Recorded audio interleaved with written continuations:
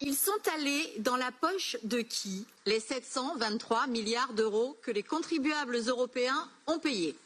Sur décision de la Commission européenne pour financer la facilité pour la reprise et la résilience. Ou plus exactement donc, la facilité laissée à des escrocs en col blanc de s'en mettre plein les poches. En effet, voici les conclusions de la Cour des comptes européenne concernant l'utilisation qui a été faite de ces 723 milliards. L'argent a été distribué, on ne sait pas à qui, pour faire on ne sait pas trop quoi, pour la réalisation de projets qui n'ont aucunement été budgétés et pour lesquels on ne sait pas non plus s'ils ont été menés à leur terme. Oui, si tant est que ces 723 milliards d'euros n'ont pas été détournés, comme hélas, en l'état, on est en droit de le soupçonner. Car voilà ce que la Cour des comptes a relevé à ce sujet, des risques évidents de fraude et des systèmes de contrôle absents dès le début du programme.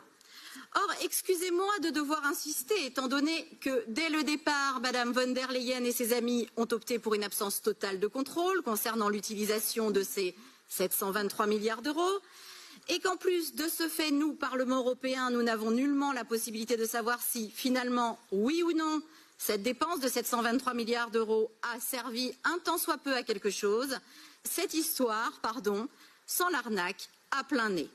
L'escroquerie à grande échelle. Aussi, avant même d'envisager une quelconque prolongation, je déclare ici solennellement, au nom des Français, que j'exige de voir la compta, la vraie, l'authentique, des comptes clairs, nets et précis, qui indiquent exactement et pour chacun des euros dépensés où sont passés ces 723 milliards d'euros. Merci.